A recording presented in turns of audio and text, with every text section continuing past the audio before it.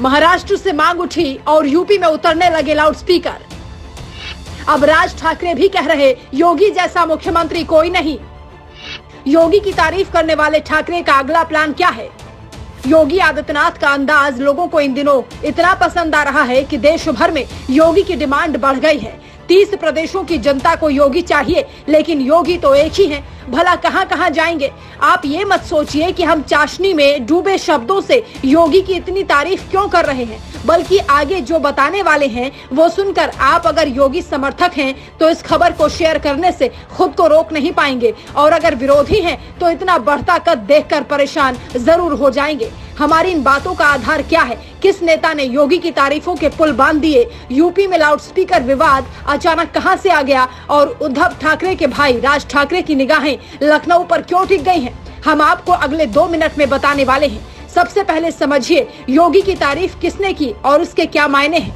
बाला साहेब ठाकरे के तेवरों के सही उत्तराधिकारी माने जाने वाले राज ठाकरे ने योगी की तारीफ में ट्वीट किया। धार्मिक स्थलों खासकर मस्जिदों से लाउडस्पीकर हटाने को लेकर मैं योगी सरकार को तहे दिल से बधाई देता हूं। दुर्भाग्य से महाराष्ट्र में कोई योगी नहीं है, सब भोगी हैं।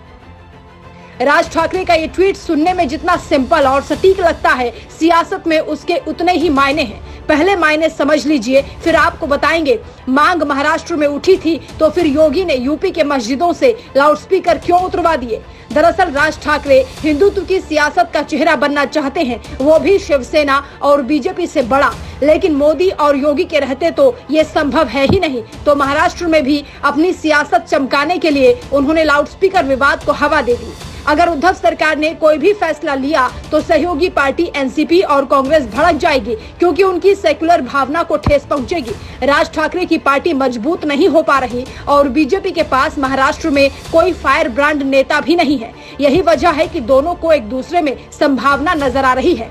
बीजेपी राज ठाकरे को फिर से हिंदुत्व का फायर ब्रांड नेता बनाकर साथ मिला सकती है। शिवसेना की हिंदुत्व वाली सियासत को कमजोर कर सकती है। लेकिन ये सब संभावनाओं की बात है और सियासत में संभावनाओं का बड़ा खेल है।